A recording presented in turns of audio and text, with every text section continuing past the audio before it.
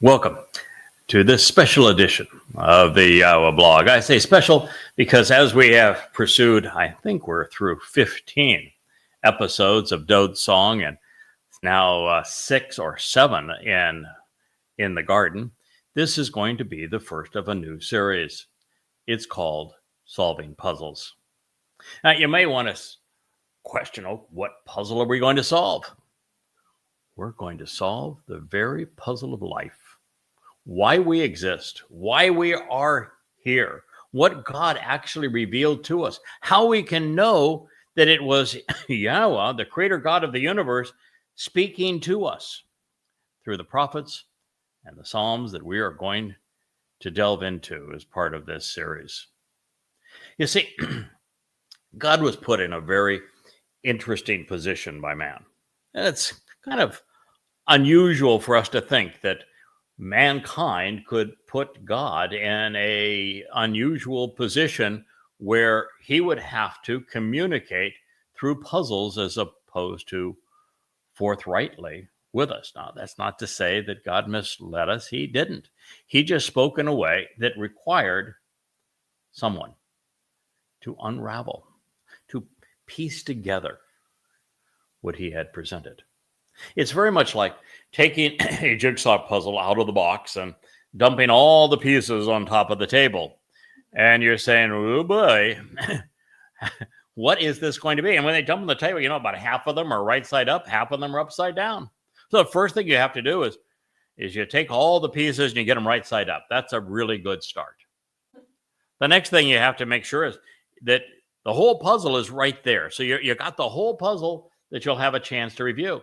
And I'm always very systematic in my puzzling, just as I have been during the 23 years that I have tried to share with you the very words that God himself revealed to us, and then to explain the picture that God was painting after we put the pieces all into place. So the very first thing I will do every time I do a jigsaw puzzle, it's always the same approach.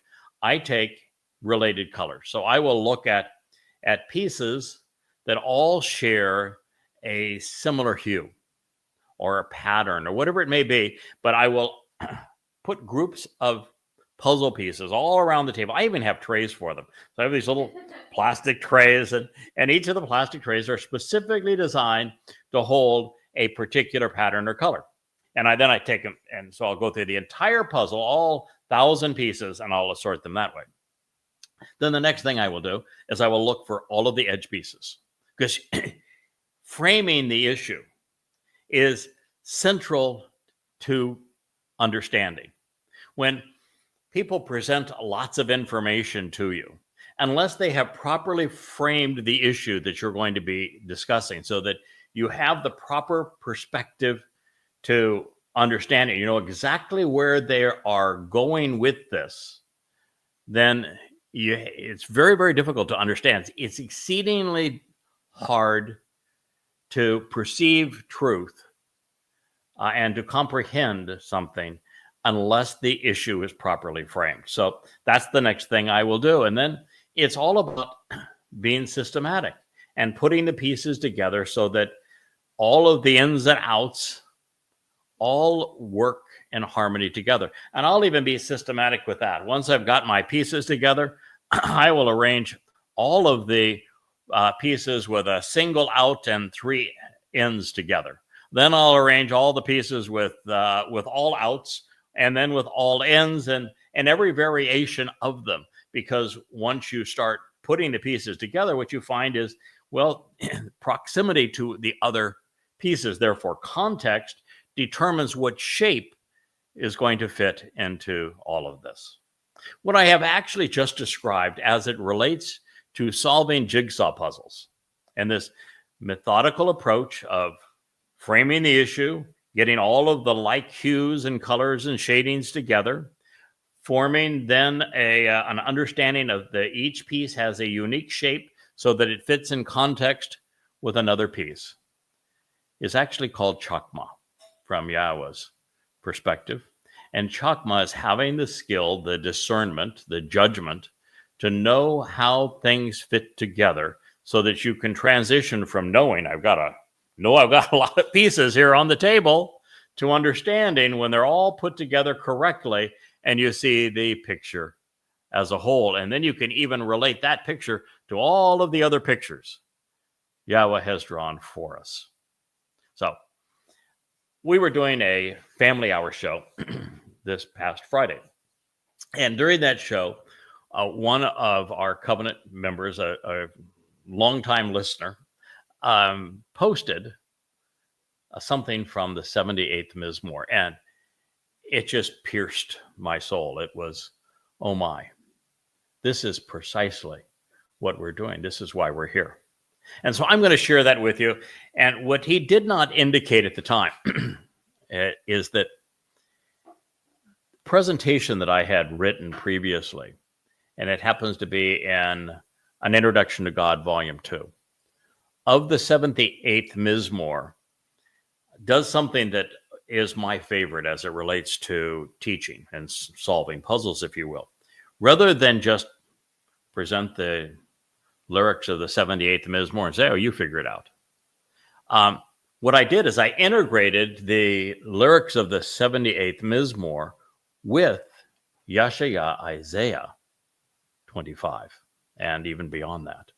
Because it is when you see the picture from the perspective that the prophet painted, then all the pieces fall into their correct positions. So we're going to take that same approach as we do this today. And the reason for doing it is that quite some time ago, 23 years now, when Yahweh asked me to re-engage and begin by exposing Israel's primary enemy. Let's identify who the enemy is so you understand their tactics, and therefore we wrote the books on Islam. And then began translating Yahweh's testimony from the oldest extant sources and explaining it to form the books of Yada Yahowah, now under the Yahowah brand. There was always this question in the back of my mind. Why choose me? There were 7 billion people on the planet at the time. I didn't even know Yahweh's name. I mean, my only qualifications, I thought, were that I had, in the years prior to that, disassociated from religion. I came up with 20 questions in Christianity, and I had previously been a Christian, that no one could answer. And I realized no one could answer, and they precluded me being honest, intellectually honest, and remaining a Christian. So I was no longer a Christian. And I had been very engaged in politics prior to this time. And then I got to know the political actors. I mean, personally, I had them in my home. I was in their home. I got to know these characters. And I was just appalled by them. And politics is nothing but the arena of unbridled egos. If you want to see absolute proof, go knock on the front door of the White House today. Now, the president he replaced was comatose, so it was Weekend at Bernie's. So I'm not sure that it's always the arena of egos. It may have been the egos of his managers that put him up for that job. Anyway, it is the arena of egos. I had disassociated myself from politics, became apolitical, and I was anti-religious because I realized that the religion of Christianity had played me for a fool. It absolutely, under no circumstances, could be true.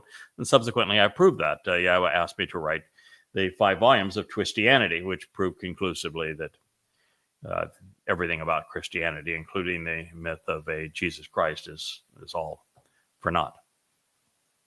So I figured that, okay, the very fact I'd walked away from religion and politics at least made me a viable candidate as someone to talk to. Okay, so there's other people that had done that. Why me? Why would God approach me? I had no skills in ancient languages. I had no scholastic training. I had been a former businessman. Why me? And I initially assumed that the next reason might have been nothing more than I was willing and no one else was. You know, I got the job by default. You're the only one that was willing to listen to me. So you're it. Okay, it's God asking you to do something, so that was still okay. I didn't have a problem with being the only responsive person on the planet. But that wasn't it either. The reason was a Hebrew word. It's called bien. It is the difference between yada. I began communicating, and Yahweh has reinforced the name that I chose very early on, which was yada, which means to know, to recognize, to have a familiarity with something. And so I became quite familiar with the words that Yahweh was sharing with us, and was very comfortable sharing them with you. But knowledge alone won't get it done.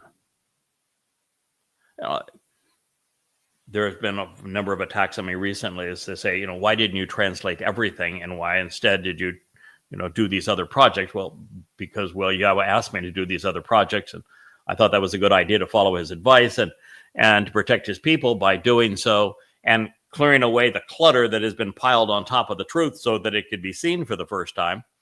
That's like taking the cover off the jigsaw puzzle box. And so I did those things. But what I realized is that the translations, although I was making more complete, more accurate translations than ever before in a very innovative style that those who have read my books have seen. It's the only approach to presenting the word of Yahweh like it in the universe that's ever existed. And what I realize is that while these are more accurate, while they are more amplified, that alone isn't going to get the job done. The text that I was translating has been available in thousands of different translations for thousands of years. And yet no one understood how the pieces of this puzzle fit together. So I began to share the insights that I could derive from it. It gets us back to bien. So we began with yada. I know what the words mean now, and I've shared those so you can yada. But no one understood what how this picture fit together so that they could appreciate what God was offering and asking in return, which is pretty essential if you want to form a relationship with him. And bien does that. Bien says that if you want to comprehend, if you want to understand, what you need to learn how to do is to make the proper connections. Like the jigsaw puzzle, you can't pit a big outie and a little innie. That's a technical term for your jigsaw puzzle workers. The pieces have to fit together. You can't hammer them together. You can't misfit. There's only one way that the picture fits together correctly. And so making the proper connections between things became the single most essential aspect of what I was doing. For the first time ever, I was going to help those who wanted to know the truth actually understand who Yahweh is, who he's not, what he is asking from us, what he doesn't ever want to see in our midst, and what he is offering us, which is so very different than what religious interpretations have conveyed. Understanding, making the proper connections.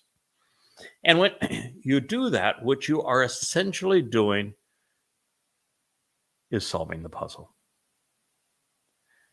And it's this puzzle that Yahweh has inspired through his words and through his spirit that I'm the first to solve in 3,000 years. And that is why we are doing the Yahowah blog. And it is in the 78th Mizmor that the whole concept of solving puzzles is introduced. So in this, which will be a shorter version of the Yahowah blog from our normal full hour renditions, it'll be about 30 minutes in this program today. We're going to get into the beginning of the 78th Mizmor, and we're going to find out how it leads then us into Yeshaya Isaiah for elucidation.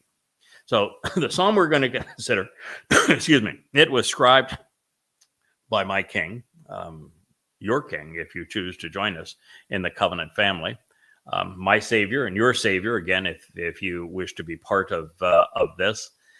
the chosen one of Yahweh, his beloved son, and our Messiah. And while that is true that he scribed it, the voice he is recording for us is none other than Yahweh. And it begins. This is a call to be circumspect, to understand and to prosper. Wow. Dode was cerebral. I mean, Dode was the full experience in terms of what humanity can offer, and that he was, well, mind over heart. He was far more emotional than most men, but by the same token, he was probably the most cerebral to ever live among us. And Dode celebrates what here is maskil. It is being circumspect, coming to understand so that you prosper. Maskil, if you were to amplify its meaning, is a call to be circumspect, to understand, and therefore to prosper, using the lyrics of this song, which encourage the listener to be prudent, to pay attention, to consider its insights, and to gain comprehension. Maskal is from sakal, and ma means to ponder the implications of, and sakal is thoughtful contemplation.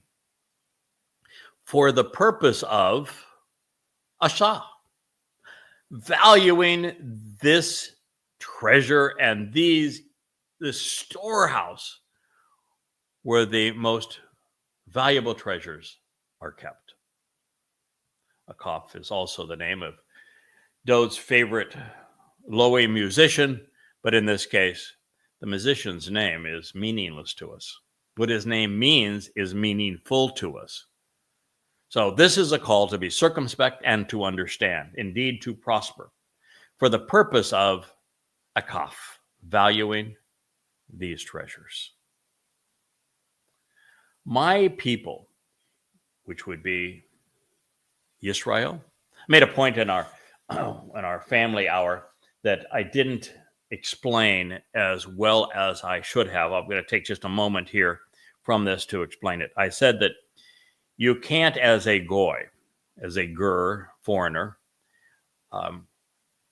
call anything that is set apart unto Yahweh yours.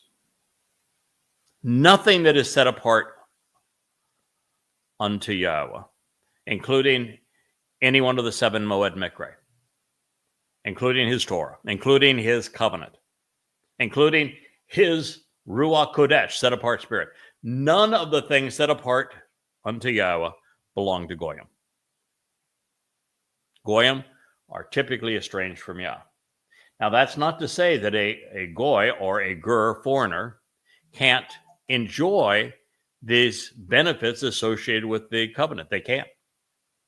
But for a goy to enjoy the benefits of the covenant, for a goy to participate in Pesach, which is for Yisrael and those who are sojourning, living with and among Yisrael, attitudinally at least, you need to see yourself becoming part of Yisrael.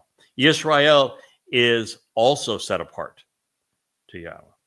And so for us to be part of God's family, for us to be included in fellowship with our Messiah, our mentality has to be that we are joining Yisrael, not set apart from Yisrael. So we are joining Yisrael, becoming one with Yisrael. That's why all of the books that I have written, when I went through the first massive rewrite of them and representation of them, the primary goal was to convey everything to Yisrael, knowing that there would be Goyim who would also benefit, but that the Goyim who would benefit would stand with Israel, that their mentality would be that we are in this together, that Yahweh is calling his people home. His people are Yisraelites, inclusive of Yehudah, the beloved of Yah, and that we are joining them. Everything that is conveyed here is conveyed on behalf of Yisrael. When Dode says, my people, my family, He is speaking of Israel, and particularly of Yehudim. My people, you should choose to listen and respond. Azan. Azan is to pay close attention so that you hear the message and that you choose the most appropriate response. It is slightly different than Shema. Shema is the primary Hebrew word for listen, to hear. With Azan, which addresses the ear, attached to the noggin up here, so that what goes in the ear is processed in the brain. And when it's processed in the brain, you come down here to the old ticker so that you understand the implications of it and you're motivated to respond to what you have heard. So it's to pay close attention so that you hear the message and then you choose the most appropriate reply. Here it was written in the Hiphil, imperative, paragogic, hey, cohortive. Oh boy, that's a lot, isn't it? So here the Hiphil would say that we, as the object of this statement, being part of Israel, are influenced by the subject delivering this message, who is Dode himself, speaking to his people, such that we become his understudy, so that we are, by listening to this, our response will be similar and shaped by Dode's words. That's what the Hiphil implies. And then we read that it's in the imperative. The imperative is second person volition. So it says, we should choose to listen. The choice is ours. We can choose to ignore Dode. We can choose to, do what Christianity has done and what Judaism did, to write Dode out of their lives, to replace him with a false Messiah, who is no more real than, Santa Claus, or the the Ishtar bunny, or the tooth fairy, for that, imagine. Jesus Christ never existed. He's similar to Santa Claus and the Easter bunny.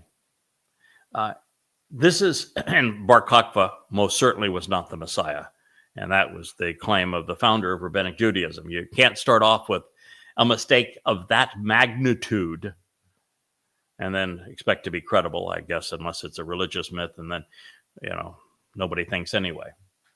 So this is written such that you're being encouraged to choose to respond appropriately here.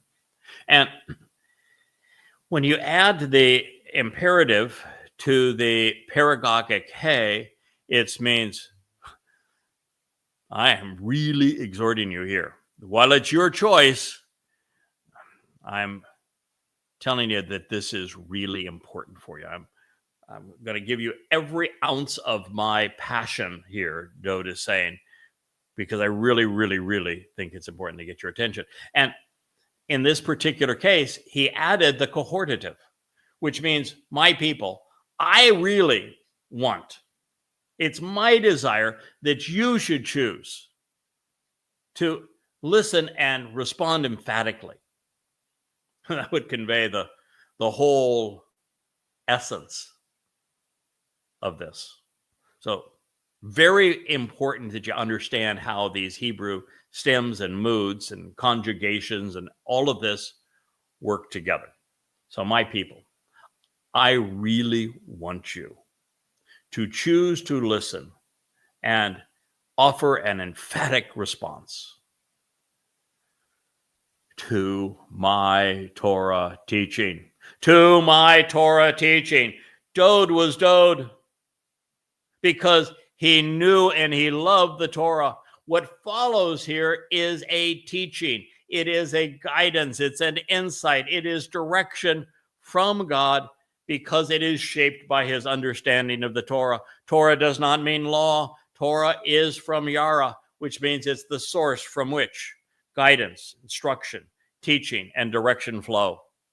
One of the great lies ever perpetrated by religion, and it permeates the religions of Judaism and Christianity is that the Torah is law. There is nothing associated with the Torah that is law. It means teaching and guidance, instruction and direction. Yahweh himself told us the verb upon which Torah is based. There's not even a Hebrew word for obey.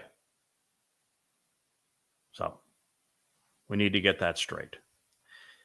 The reason that Dod is pleading with his people, Yisrael, and those who want to be part of Yisrael, Israel and its highest calling is individuals who choose to engage and endure with God. My people, I want you to choose to listen and then respond to my Torah teaching and guidance.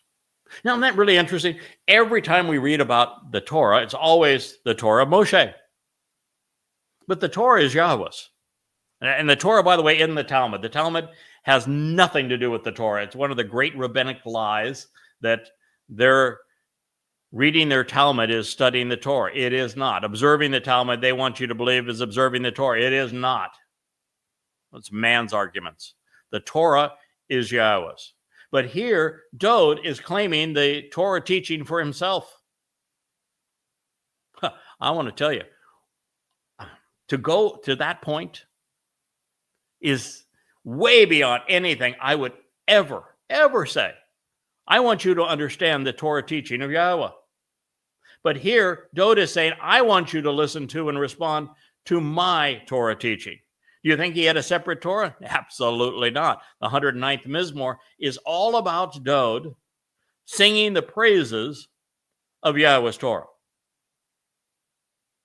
Even the 19th Mizmor speaks of the Torah being perfect and complete. It is the document which is responsible for restoring our souls. And he knows that you cannot responsibly add to or take away from Yahweh's Torah without running afoul and angering the Almighty. So when he says my Torah, what Dod has done is what Yahweh wants all of us to do. In fact, Yahweh is actually going to do this for us when the Torah is finally reaffirmed. And the covenant is reaffirmed. The covenant is reaffirmed. And Yahweh brings Yisrael and Yahudim together up on the day of reconciliations in year 6000 Yah, when he and his son return. And the relationship is resolved between God and his wayward family. One of the differences between that and what we have experienced thus far is that now we all have the opportunity to ignore the Torah or to incorporate it into our lives. I've chosen to incorporate it into my life. And the reason we have that choice is because we're approaching the very end of the period where we as individuals have this opportunity to either capitalize on Yahweh's Torah guidance and engage in the covenant and attend the Moed Mikra and celebrate who Yahweh really is and what he is offering, even to acknowledge him by name, or reject it. And so once the covenant is reaffirmed and Yahweh is living in our presence with Dod, then everyone who will have survived to that time will have made the choice to incorporate the Torah's teaching and guidance into their lives. And therefore, Yahweh says, I'm going to write my Torah. I'm going to actually scribe it right inside of us. So his Torah becomes our Torah. So this is something that Yahweh actually wants us to do. It's just way too much for me to say that it's listen to my Torah. I want you to listen to Yahweh's Torah. We'll get to a point where Yahweh's Torah and my Torah are the same Torah. But Dod, he's not like the rest of us. Dod is Yahweh's chosen one. He is Yahweh's Messiah, that Yahweh himself anointed. Dowd is the very Son of God, and he's about his Father's business. And so Dowd can say this, and when he says it, we should see Dowd and his life as the living embodiment of Yahweh's Torah. So this is Mizmor lyric, Psalm 78:1. We haven't even gotten yet to the point of puzzles to be solved, but we will in the next statement from Dowd. But I just wanted to give you a teaser. I wanted to get started putting the pieces, if you will, of this ultimate puzzle, the puzzle that defines life itself, that explains our purpose, that introduces us to the creator God of the universe, and explains how we get off this blue marble spinning in the darkness of space alive. I wanted to put the pieces, start putting them on the table, start getting them organized for you. And when we resume with part 2 of solving puzzles, we'll take the next step along the way. I am Craig Winn, and this has been the YAHOWAH blog.